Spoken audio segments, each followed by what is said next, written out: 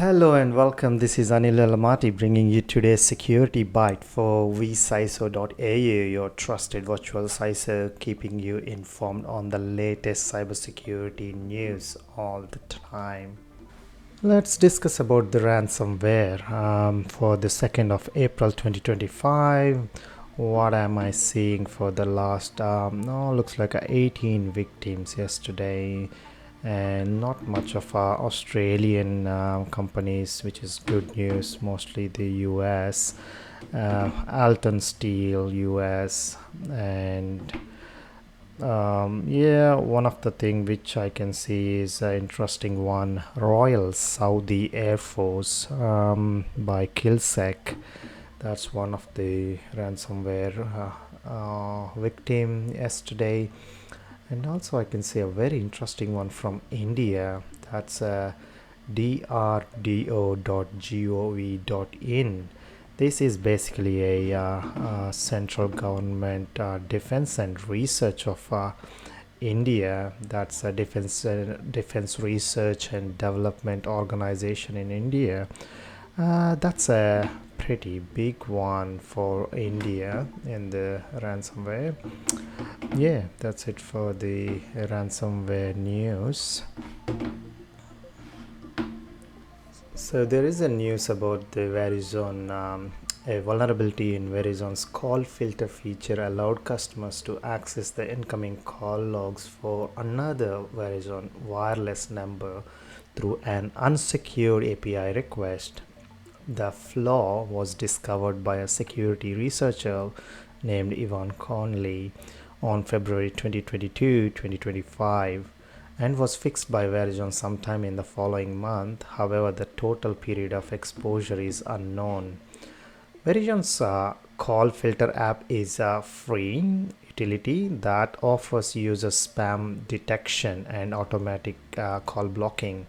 A paid version adds a spam lookup and risk meter, the ability to apply blocks by the type of caller and receive caller ID on unknown numbers.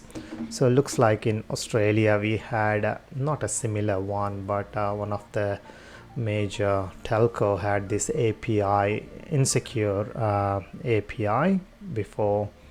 Hopefully it is not a massive breach. GitHub announced updates to its advanced security platform after it detected over 39 million leaked secrets in the repositories during 2024, including API keys and credentials, exposing users and organizations to serious security risks. In a new report by GitHub, the development company says the 39 million secrets were found through its secret scanning service, a security feature that detects API keys, passwords, tokens, and other secrets in repositories. Secret leak remain one of the most common and preventable causes of security incidents. That's the GitHub's announcement. So as this is the happening despite GitHub's targeted protection measures like push protection, which was introduced in April 2022 and was activated by default on all public repository in February 2024.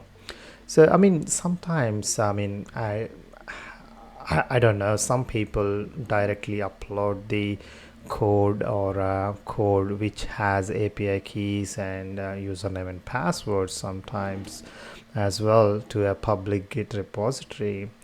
A most useful thing here is a threat intelligence platforms. I don't name a few, but one of the top magic quadrant of these Gartner and Forrester are like Flashpoint or the Recorded Future or Siebel or any other platforms can actually go and scan all the open internet and tell you whether your particular API keys are exposed in the internet or not. So that's a really good feature from the threat intelligence platforms if you want. If you really care about your very sensitive GitHub API keys. There's another possible compromise. It's from UK. Royal Mail is investigating claims of security breach after a threat actor leaked over 144 GB of data allegedly stolen from the company systems. So the Royal Mail is, I think, equivalent of Auspost in Australia. I think it's very big one in UK. So looks like it's a big incident in there. So I mean, the Royal Mail has responded.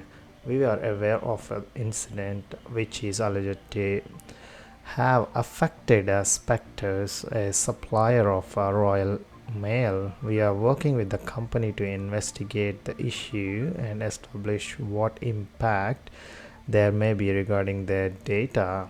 Okay, so looks like it's not from the internal system, it's from some others, that may most likely a third party. So the threat actor has been target of an ongoing cyber attack since March 2025, according to current status. Unauthorized access to systems and personal customer data has occurred.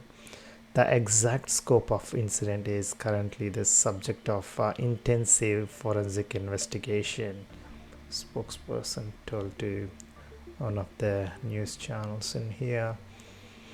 Yeah, most likely, I think the attackers saying the leaked documents also include a MailChimp mailing list, data sets containing delivery or post office locations, WordPress SQL database for mail agents, I mean the agents.uk, internal Zoom meeting video recording between the Spectos and RMG and more. Wow, that's, yeah, we need to make sure like most of the MailChimp or any of these collaborative tools used for the sending campaigns and all. Usually, threat actors use these um, compromised credentials to use the existing valid accounts and send the malware. So it's a quite known technique. So another vulnerability which has been exploited in wild. So Cisco has won't admit to patch a critical Cisco Smart Licensing Utility vulnerability which exposes a built-in backdoor admin account now used in the attacks. CSLU is a Windows app for managing licenses and linked products on premise without connecting them to Cisco's cloud-based software manager solution. So Cisco has patched this particular vulnerability CVE 2024-20439 in September, describing it as a undocumented static user credential for administrative account.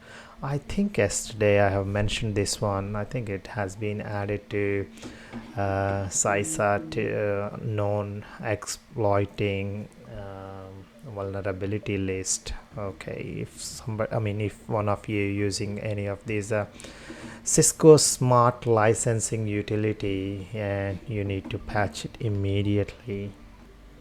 There's a news about Apple vulnerabilities. There are three actually exploited vulnerabilities. Apple backports three critical vulnerabilities actively exploited in attacks against older iOS and Mac OS models.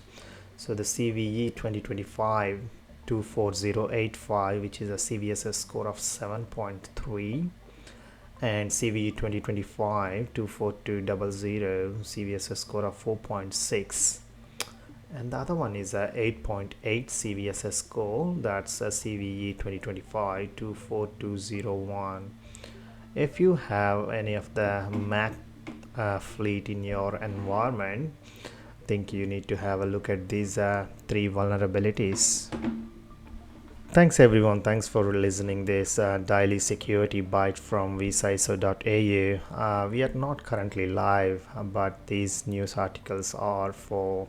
I mean, mostly it's in YouTube for your review. So mostly from tomorrow, what we are planning to do is we will try to read out the news, so that the people who doesn't really have access to computers, or if you're commuting to office, you simply listen to YouTube or my website, vCISO.au, for latest security updates every day. It's just a 10-minute security bite. You can listen and see if your environment is impacted, and that way you don't need to go through a lot of sources. And yeah, thank you, thanks for listening.